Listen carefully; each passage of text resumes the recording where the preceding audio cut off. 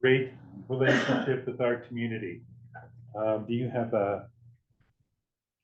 Oh, now I've got to move to this. So anyway, There you go. So the disclaimer once again is I'm giving you some best practice ideas, things that we're doing as an organization to try to promote our issue. But I got to tell you, before you start any type of an election, you must have an attorney, your district attorney guiding you through the process, because elections and electioneering is so fraught to easily make mistakes and to easily get yourself in trouble. And one of the cool things that I like about our attorney is that she literally kind of watches us, watches over us. Every so she watches our Facebook to make certain that we're not posting anything that we're not supposed to be posting on our Facebook page. She watches our website and making certain that we don't have things posted on that we're not supposed to, especially now that we're in the election phase versus the information phase. And those are key differences there. Let me see if I And that can. includes the board of directors elections too. Okay, hit enter. You should be there. Your thing's not working. I'm done with my disclaimer. See, I've Hit enter. There you go. So give you a little bit of ups and downs in about elections. I've been there, I've won some, and I've lost some. And the interesting thing about us is that when we lost, we didn't just lose. Oh my God, we lost big. And but the other interesting thing was when we won big.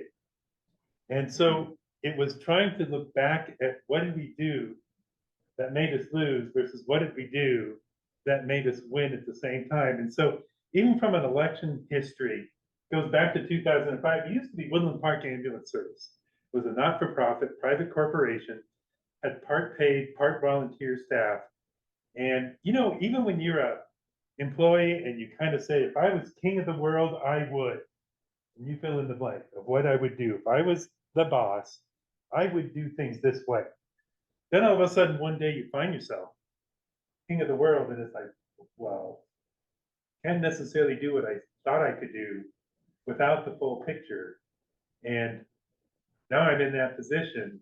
It just kind of brings a whole new perspective. And so bringing that back to part of the problem was I didn't even have an idea what a payer mix was, or the impact that the payer mix would have on the organization, the future of the organization.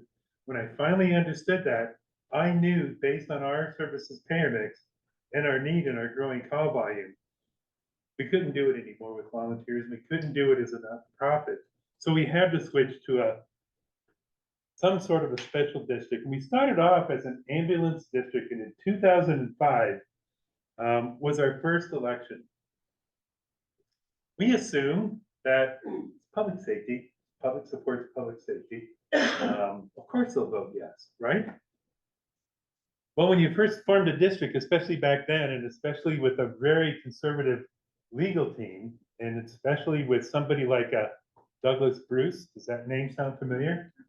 Living in your district, they wanted to make certain that we absolutely followed the best practices. So we literally had to put 3 questions on the ballot. One was to form the district. The second one was to fund the district. And the third one was to detaper the funding of the district so we could keep and retain and spend all the revenue. Ironically, they approved the formation, they approved the tabor, but they didn't approve the funds to detaper. So here we were, a district with no money. Now, what do? So we actually formed the district, and we strategized a plan to come to the next year to the voters with the funding question. Well, a couple of other opportunistic things happened in the meantime, which brings us down to 2006. The ambulance service just to the west of us, it was called High Country EMS. It also was it had become a special district, but they could never get their funding question passed. So they actually went out of business. So we had that opportunity to say, See what happens if you don't fund your EMS system? It goes out of business. Do you want that to happen here? That's up to you. At the same time, though, we learned that elections are a lot of time and effort and energy. You have to visit every club, every homeowners association, every church, as much as possible to get that message out, to get it ultimately passed. Tim, what were you before the district? Were you hospital-based, county-based? We were a 501c3, not-for-profit, single-service-based organization. Okay. We were called Woodland Park Ambulance Service. Whoop-ass. Whoop-ass, Were yeah. you contracting with the county or how Nope. was that? No, and what was interesting is that there were two services, well, when we first formed, there were three. There was Cripple Creek Ambulance, us, Woodland Park, and High Country EMS. And then after gaming came in, Southwest Teller County at the south end of the state took over ambulance services down there.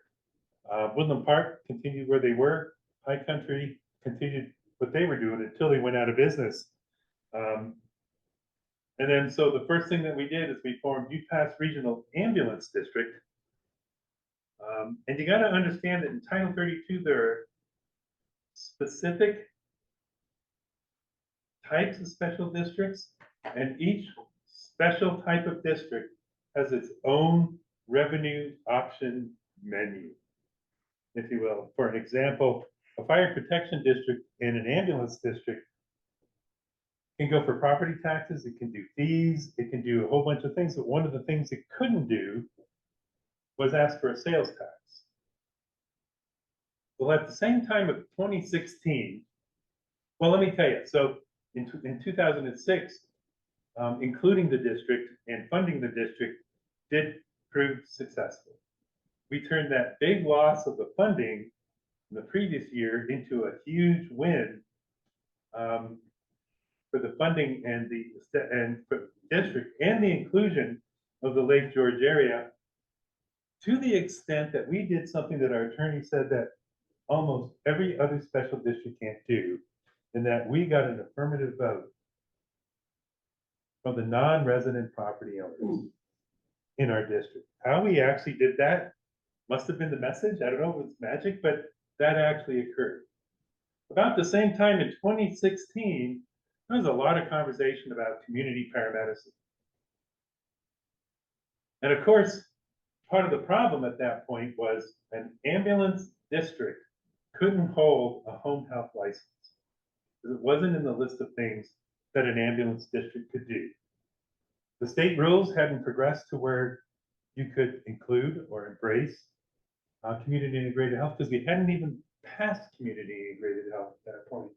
So I started doing some research on how to embrace and get that ability to get a home care license so that we could move into the community paramedic space. And I read that authority on a health service district that can ask for sales tax. One of the only special district forms that can do that. We actually did a service plan amendment. It was pretty simple to do. So we transitioned from a ambulance district into UPass Regional Health Service District. Big question is, did it require a vote of the public to do that? No, it did not. Just an amendment. It just had an amendment to the service plan. By your board of directors or by the county board? So the board of directors had to pass the resolution to change the name from UPass Regional Ambulance District to UPass Regional Health Service District. We had to redo the service plan. And it literally was a spreadsheet. So what you did is you put in what the original said in one column. And even when we did our inclusion election, that was actually the first amendment to the service plan, so that we could, most of it didn't change, but the boundaries. Funding plan didn't change, nothing else changed, but the boundaries changed. When we changed to the health service district, we had to do the second amendment to the service plan, which everything else, and as far as that spreadsheet went with the funding and boundaries and all that stuff, said no change, no change, no change. But at the very top of the service plan, what's the name of the district? That's all that changed. So it was pretty simple. Then I had to take it, because we're in parts of 3 counties. Parts of Park, parts of Teller, and parts of Douglas. So I had to get approval from all the BLCCs in each one of those counties, and it was a done deal. So that was about 2015. In 2016, we went for a 1 cent sales tax. Once again, we didn't do our homework. We didn't do the work. We lost it. Huge. In 2018, we went back with some more rubber on the road, and we turned another huge loss into a huge win with the 0.5 cent sales tax. This year, we're promoting just on 7A. So I'm gonna change gears just a little bit, and I'm gonna ask him, well, go ahead, Tim. As I recall, you had a specific organization against you in 2016, and was that the downtown? Oh, okay, yeah, because they and it wasn't because they were necessarily against us. They had another funding priority that they wanted to get through. And essentially what the school district was trying to do was pass a 1.09% sales tax to fund schools. And they were only doing it within the city of Woodland Park as opposed to the whole school district. Part of the rationale for that is that's where a lot of the commerce is done, is in the city of Woodland Park. And then all they had to do to pass it, so the city of Woodland Park sponsored the initiative for the school district. And essentially all they had to do, even though everybody in the school district was going to be paying that tax, all they had to do was tell the residents of Woodland Park to vote yes. So yes, that's another, I think, big reason why we lost so much. So I think you were first. So here's a question. So again, it's more along the lines of election strategy, but when you have an idea, you say, I want to put this on the ballot, is it in your better interest to get the board of county commissioners to support it, decline it? Because I mean, if they're not well liked, you want them to support it as well. You would, you do. Absolutely. So my question is, do you want when you want a ballot, anyone wants to be on the ballot, your county commissioners want them to support it, give it a thumbs up. Is there anyone? Or at a minimum, stay silent. Okay? So if you can at least get them to stay silent, that's better than them coming out and saying no. You had a question. What was your funding source when you were an ambulance district? Property tax. Oh, that was property tax. Property tax. Yep, we asked for a 3.99 million. Okay. We got that. Tiny. I just want to say, one of the things I love about working for Tim, and one of the vision things that's so important about working for our organization is we didn't wait till the election to start selling ourselves. The reality is he's placed it in our DNA as an organization. We talked about it earlier, to be the value option. And so by the time we come around and ask the question, the community already sees the value, because they consistently see the value. We're consistently reminding them. We're out at the farmer's market every week and doing all of that stuff. So it makes going and actually asking for the money much easier, because we've made the argument every single day of our business, every single day of our operation. Thank you, Tiny. Next slide. Biggest lesson that I learned off my last win, my 0.5 cent sales tax, do your homework. And this is, even when you talk about mistakes, this is a huge, huge, huge mistake. I went off the notion off of what the city of Woodland Park did to the school, to do my own research. The school and the city of Woodland Park tax groceries as well as they tax items, if you will, non-groceries. And so we started off with 0.5 cent, and people would ask me, does this include groceries? And I'd say, yeah, it does include groceries. And so you get a little bit of consternation about that, and the fire said, look, we're looking for a certain amount of money. I can charge you 0.5 cent on everything, or I could charge you 1 cent on just these things. The outcome's still the same. I'm still getting this amount of money. And so the community said, Sure. Overwhelming yes. So then we go along and we start working with the Division of Revenue, Department of Revenue, because cities can collect their own sales tax, counties can collect their own sales tax, but if you're a special district, the state collects your sales tax and then moves it to you. Guess what the state doesn't tax?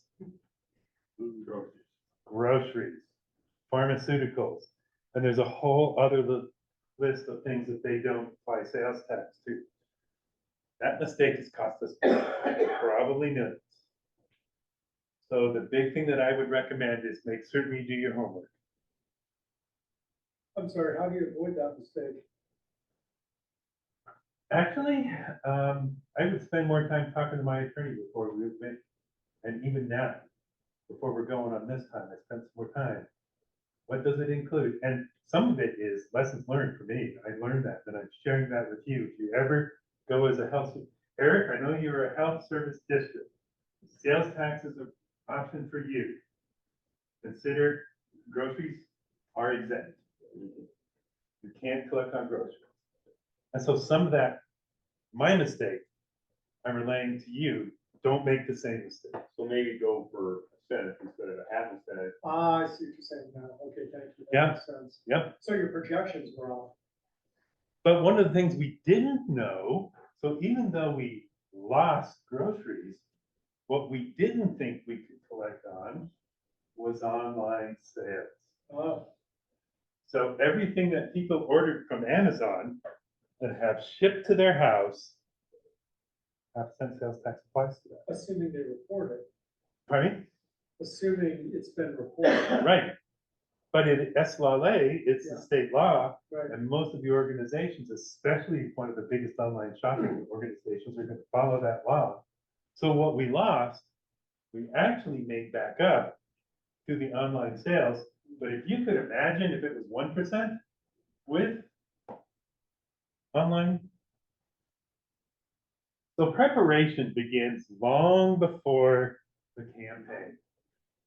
And I'd literally like to point out that in this instance, customer service is way, way more important than patient care. Because you can have that really marginal medic that's not really that good, but has an excellent bedside manner, and their patients think that, oh my God, they saved my life because they were so nice.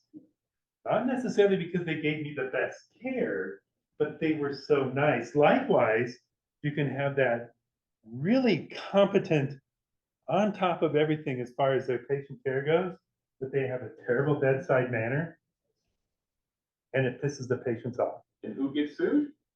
That medic and that service because of that medic and that medic's attitude. So I guess the key is always focus on doing both, providing great customer service and providing great patient care, because even in the meetings that I'm going to in this go around, people are saying, I used your ambulance. They were phenomenal.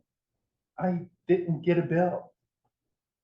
And even with our community paramedic program and our home program, which is our telehealth program, I used that service. That was amazing. I didn't have to go to the hospital.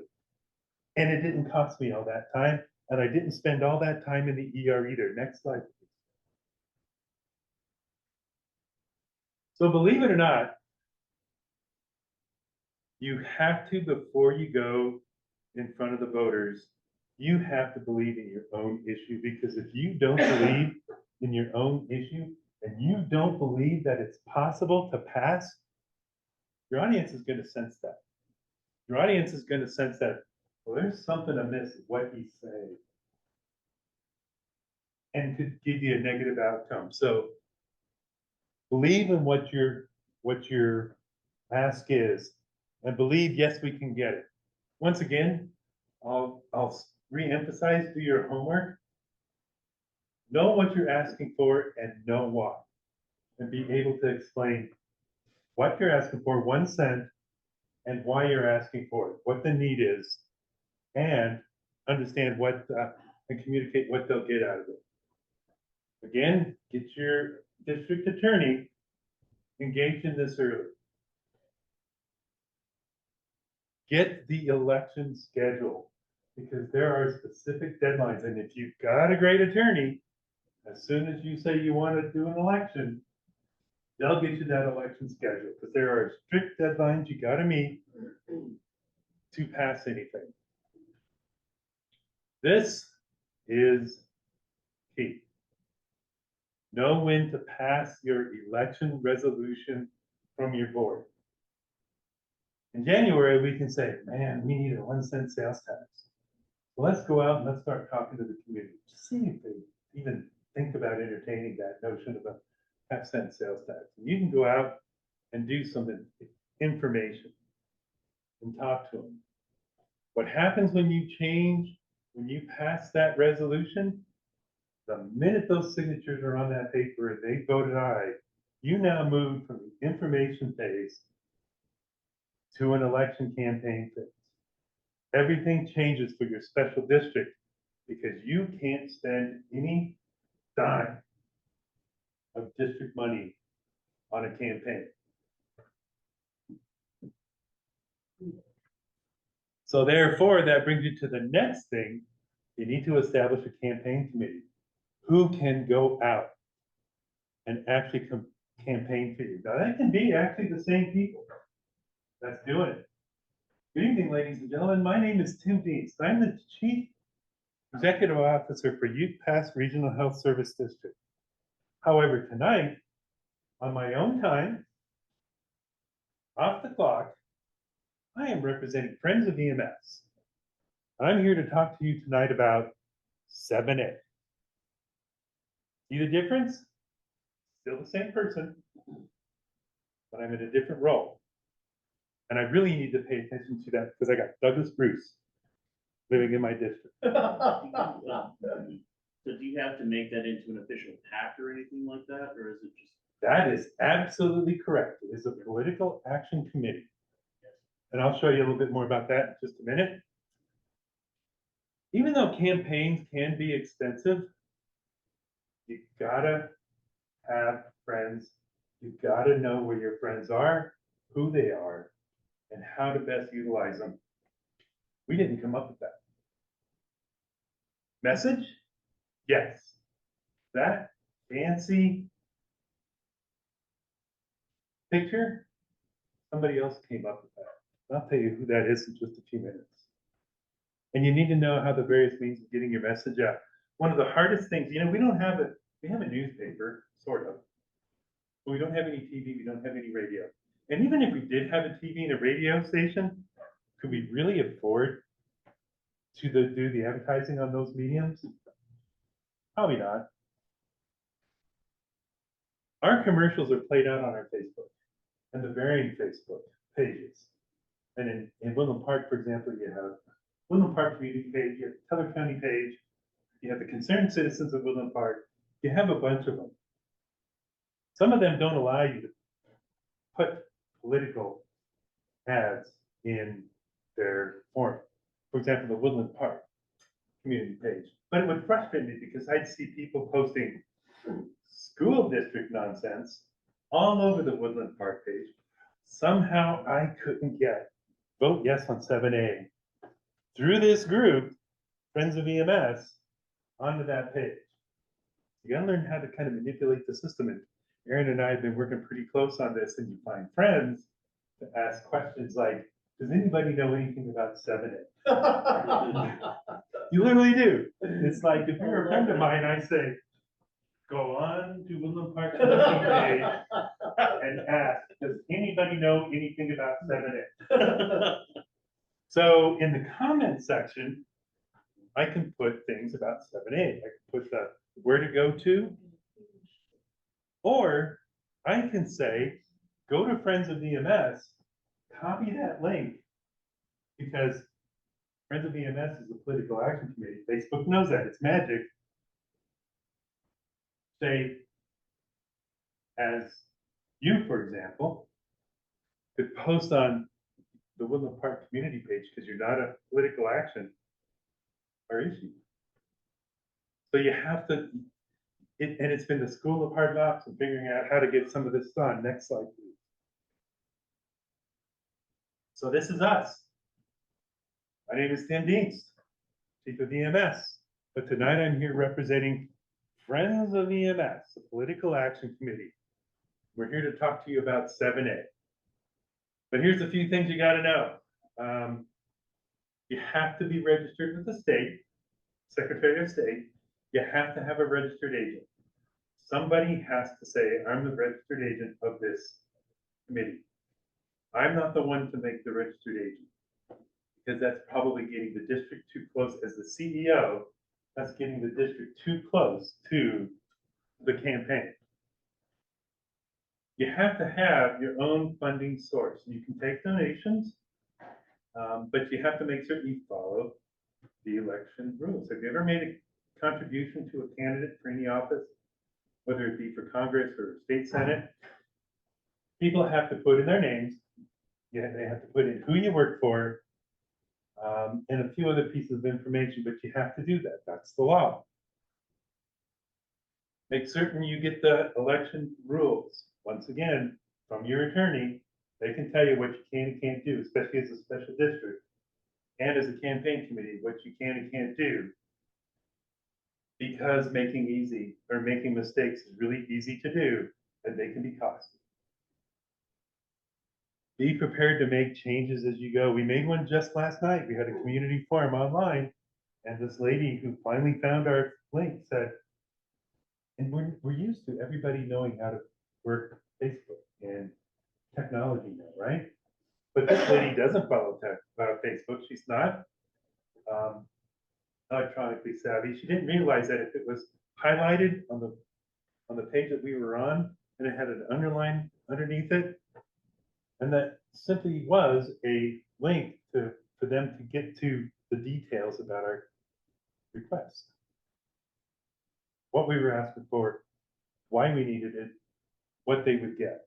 She couldn't even get to it. So Erin, amazing, made that change as we were in our meeting last night. So even from her standpoint, it's like Erin said, I made that change right now. And it's funny because in that meeting last night, that lady was kind of against it at first. She walked away for it by the time we got done. Next slide, please.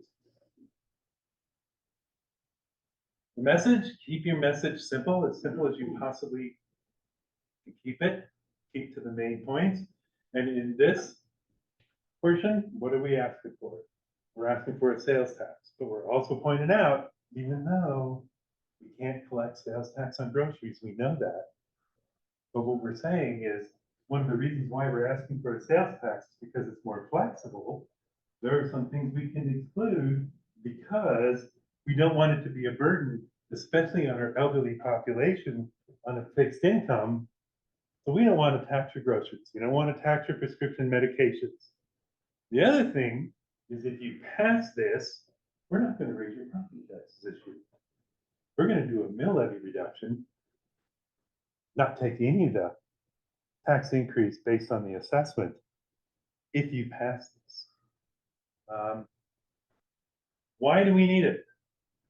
Well, one of the big things, well, a couple of the big things is, and it's really hitting our property owners big, is 36% of the ambulance consumption, your ambulance consumption, are from people who don't even live here. And you know what?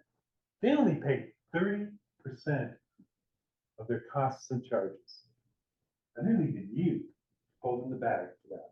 Not only your loss of resource, because they're using it now, you can't while it's in use, but they're leaving you with almost $1 million a year of uncompensated costs. And since 2019, that's $5 million. And it's true because we track our patients via district residents and non-district residents. So we're not making it up. We're not lying. That's the reality. But that is a stat based on how we track things that we can relate to our constituency. The other thing is, you know what? The medically complex people who need us the most call us the most, and their insurance pays the worst. That's the Medicare and Medicaid and uninsured population. And you take a look at our payer mix, you take a look, and most of the people can say, yeah, we're kind of a retirement community. They may have a lot of money in the bank.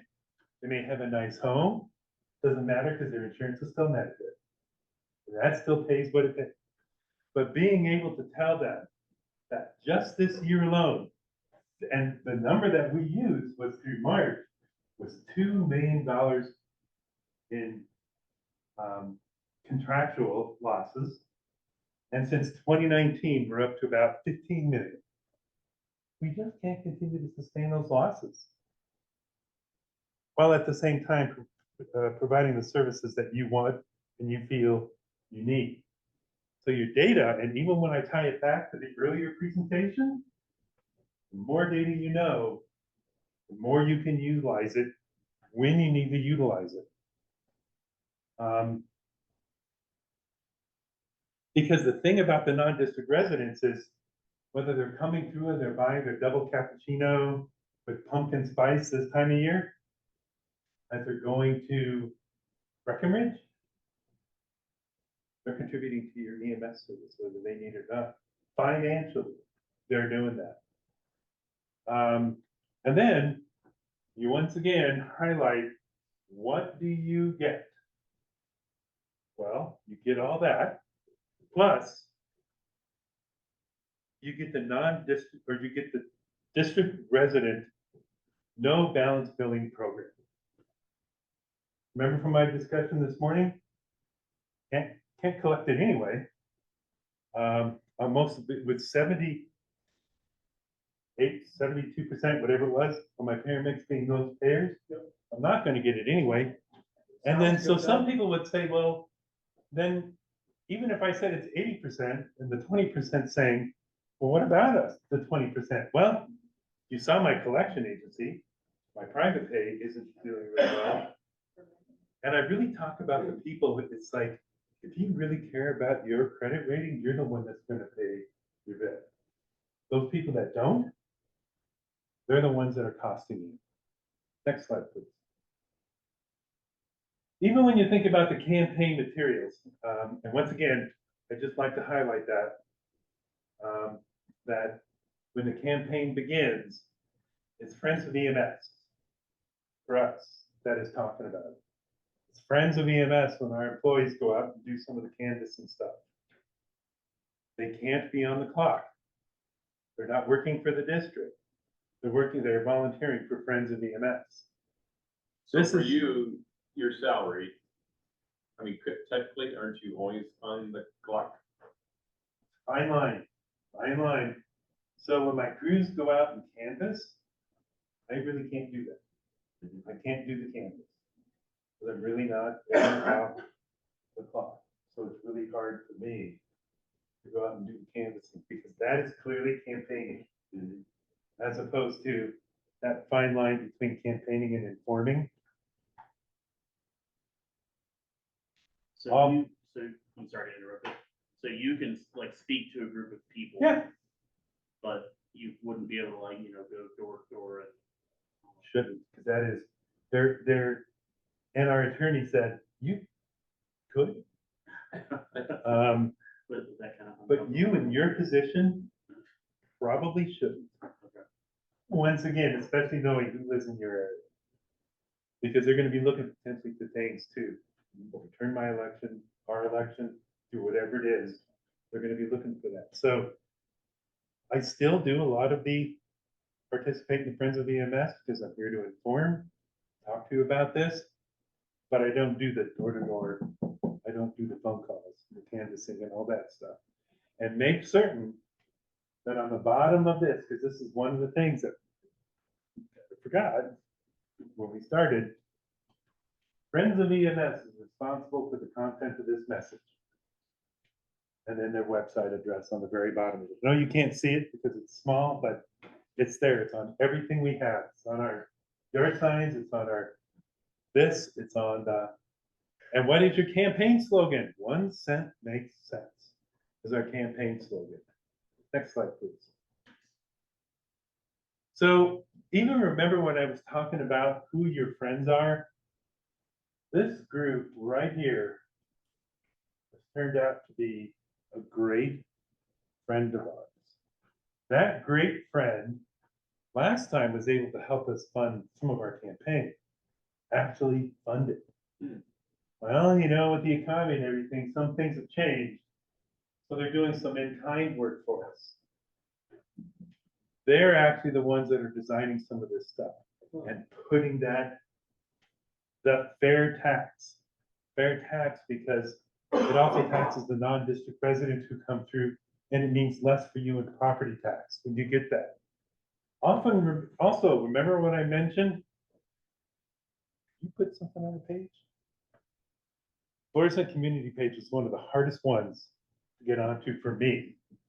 Don't necessarily know why, because I'm an individual trying to post the same thing so that they could click that link to get to our information. Trevor was able to do it. The other interesting thing regarding that, you notice who I was able to post to here? Healthier Colorado sent that out, and they actually paid. I guess you can, but how do you describe that? Move your You can, posts Move your post up? up. yeah, Promote it. Yeah. If you pay to do that, Yeah. they're gonna do like 8 between now and election day for us to advance this. When I got that on my feed, I shared it to the Woodland Park community page, shared it to the Florissant, shared it to the, all the pages. I got it. So, you got it? I got it. You can click on that link down below and guess what? You get to our friends of EMS. Next slide, please. I did that. There we go. So you can even make your own videos. It'll take a second for it to come up. Please move your mouse. This is a homegrown little video based on a PowerPoint presentation magically done by Aaron and Dan Campbell that we put on our website. Go ahead. Hello, and thank you for taking the time to learn more about your local ambulance. We are the UPass Regional Health Service District, and we need your help. While we are currently and have been your local emergency ambulance for nearly 60 years, we are so much more.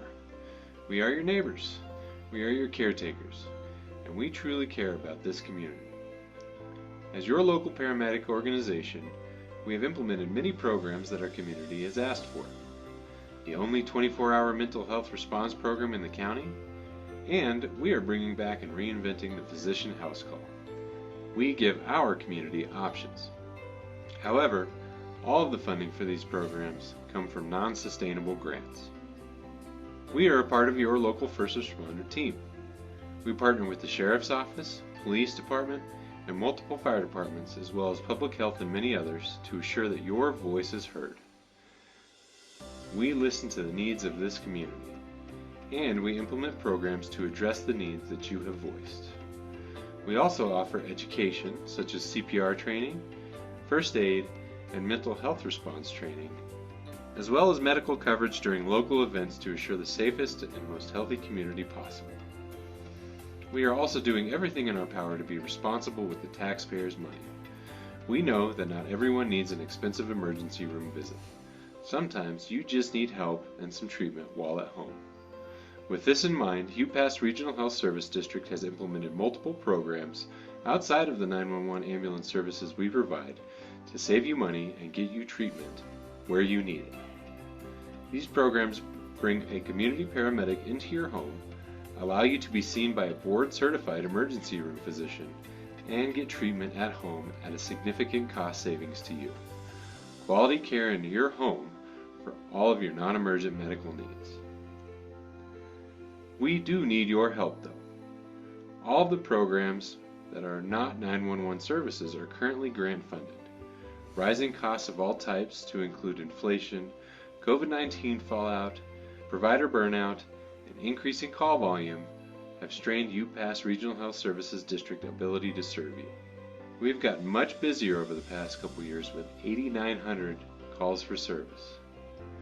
Also, reimbursements do not cover the costs of readiness for your ambulance. And visitors to our area use our services and sometimes do not pay their fair share. Your local ambulance is asking for a 1-cent sales tax increase to assure that our current programs are sustainable for the long term. This will keep our providers, and we will be less reliant on local property taxes. We want to continue to serve you and improve the services for our community.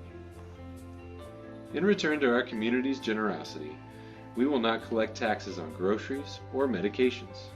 We will continue to provide and expand the top-tier award-winning medicine and services to this community.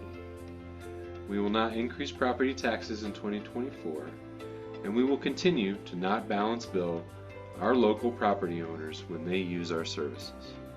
This is not just a problem in our community. It is a problem nationwide.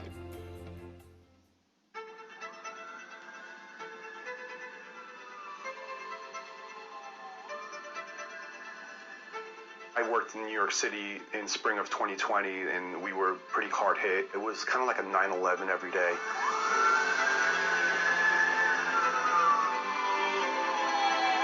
The 3rd Uniformed Service, their job is as dangerous as police and fire. They have been right up in the front lines taking care of very sick COVID patients, constantly exposed to infectious disease.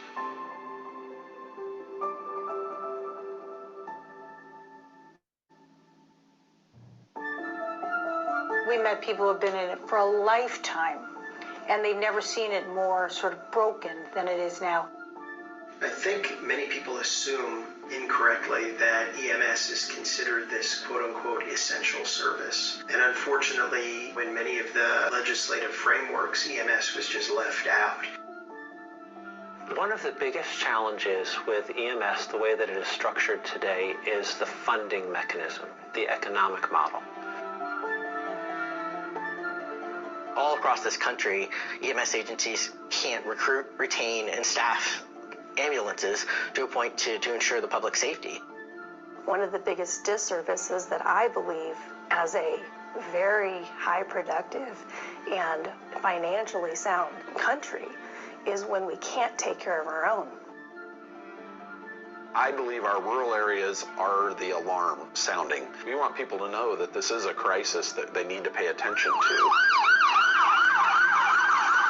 Particularly rural areas don't have the required EMS coverage. When someone calls 911, there's no assurance that they can get an ambulance.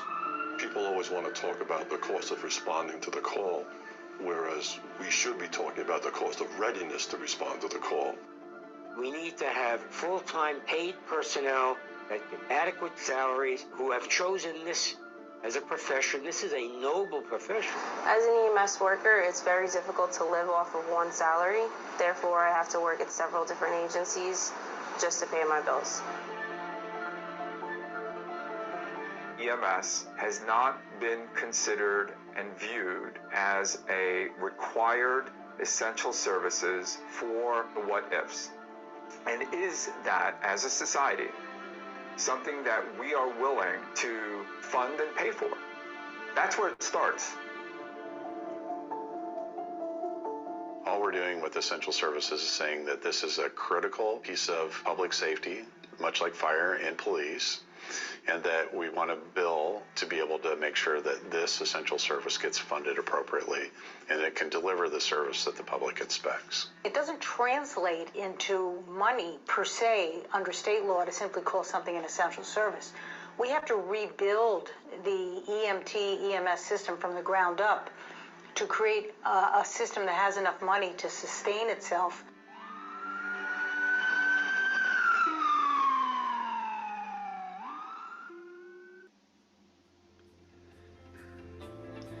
Thank you very much for your time and attention to this growing concern. Remember, 1 cent makes sense. Support your ambulance with 7A.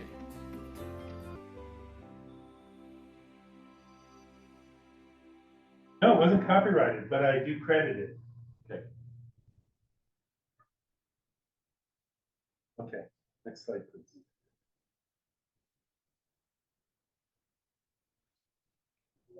Enter.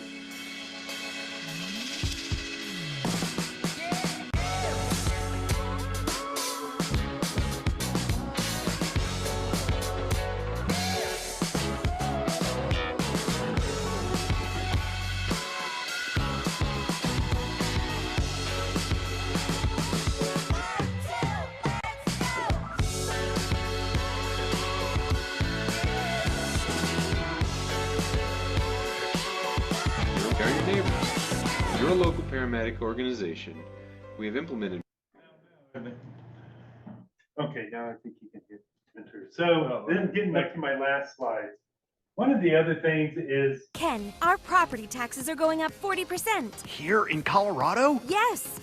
40% means people can't afford their dream houses. Oh no! And rentals will go up too. It's a crisis. What are we gonna do, Barbie? Solved it. We vote yes on Prop HH. I solved it. We need to vote yes on Prop HH. I said that 3 days ago. We're keeping the house. happen on the website. I think there's something about copying the link and putting it into a PowerPoint and then moving it to his computer where that comes up. But I guess the last slide is have fun with it as well, because some people connect to the fun side. Some of the people, literally, it was fun to watch the crews put that vote yes sign on both sides of the dog and walk with their dog as they're promoting 7A. And then out canvassing. Yeah, there you go. And once again, it comes back to who are your friends. You can actually stand on the street corner and just simply wave at folks. And this is what our treasurer was running. And also holding up the sign, vote yes on 7A. So remember who your friends are. Next slide. Hello, and thank you for taking the time to learn more about your local ambulance.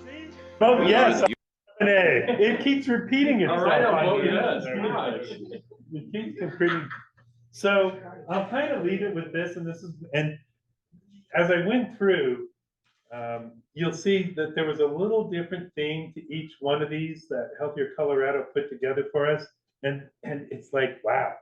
I mean, I hadn't even done this math computation that costs about $25,000 a week to run one ambulance in the UPass Regional Health Service District. It's like, I even had to go back and do some of that.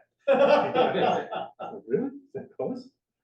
But you know, it's as we're trying to get the message across, these will show up at the beginning of a lot of Healthier Colorado posts. That guess what? I can forward. Those are our commercials for the public. Those are our radio spots, even though they're not radio, but those are the equivalent to each one of those that we can do in our small community.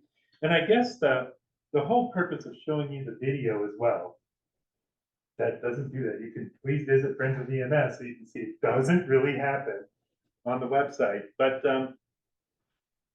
that was a low cost, low tech thing that we did that still has a powerful message, I think, to the community. Because the folks who've seen it, I mean, that's what they go back to a lot of times, is that video and what it said on the slides behind what the narrator was saying. So that's my presentation, ladies and gentlemen. That's my story, and I'm sticking to it. Questions? Can you talk a little more about it costs money to campaign? And I understand you have the Friends group and there's this health coalition that helps cover costs. Talk to me more about, have you considered hiring a campaign manager? Do you find that necessary? That's expensive. Where does that come from? The campaign fund, Friends of EMS. They pay for a campaign manager? We don't have a campaign manager per se. We have a registered agent. We have an employee who said, I'll take responsibility for being lead on all this. They're essentially our campaign manager. And they're doing it volunteer? Yeah, because it's Friends of EMS. I mean, Janae would say, hey, my name is Janae Carlisle, right? Janae Carly. I work with UPass Regional EMS. However, tonight I am with Friends of EMS on my own time. So do you know how much Friends of EMS? Oh, so what are the messages for, or what is the money for? Campaign signs, yard signs. How many yard signs you get off the banners? Because you got little yard signs, you got big banners. You've seen them if you drive around Woodland Park. You have the little handouts that we give people. But your entire budget came from that health coalition? Or are you having like the hospital? They can, so it all depends on. Giving you money, and are you canvassing those groups saying, hey, we can't use district money for this, we really need assistance? Remember when I said When we transitioned to Youth Pass Regional Ambulance, we were Woodland Park Ambulance, 501c3, not-for-profit corporation. Yes. That never went away. Oh. That never went away. It got changed the name and the focus. It became Youth Pass Regional EMS Partnership.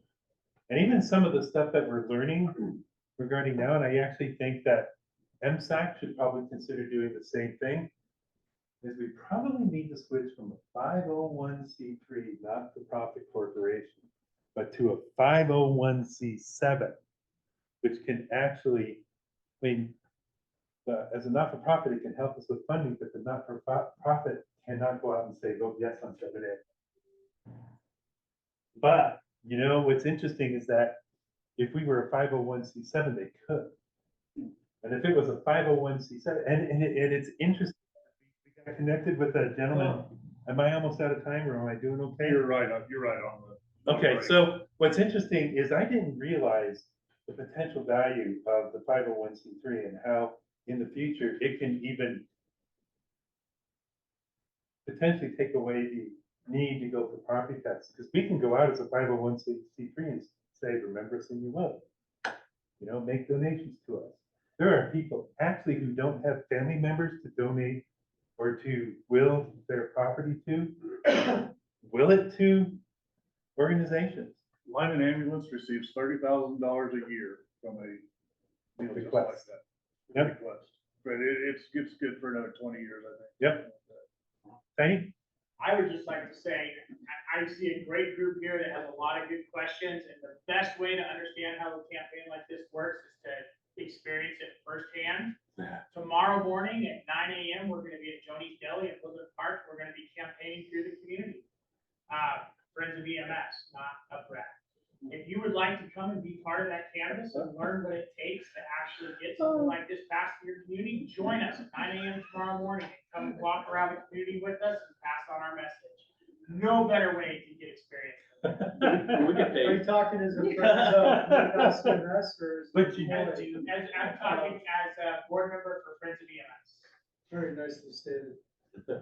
So, but that's it. I mean. So did you keep money then in your previous 501c3? Is that what you're trying to tell me? Well, the other thing, it's not a previous 501c3, it's a current I'm sorry. 501c3. So did you keep funding, a funding mechanism through there that can assist with, okay, I got it, thank you.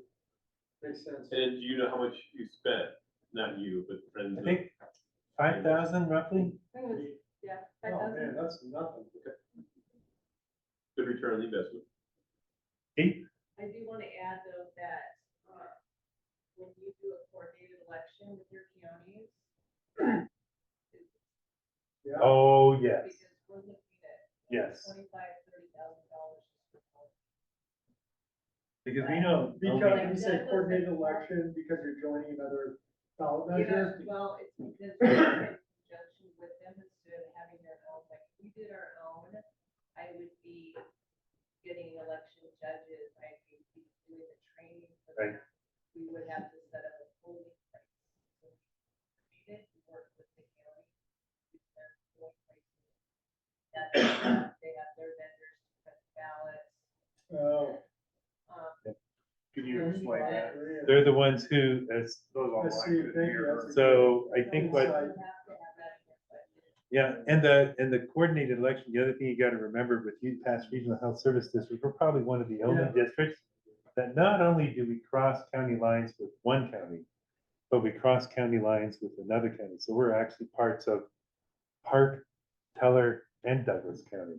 So we have to coordinate the election through each one of them because you can't just pass it as part of the special district. You can't pass it in part of the district. It has to be the whole district. But on the other hand, too, remember though that it's the accumulation of votes throughout all the counties. So you could literally have, let's just say Park County votes it down, but Douglas and Teller vote affirmative, and there are more affirmative votes than there are no votes.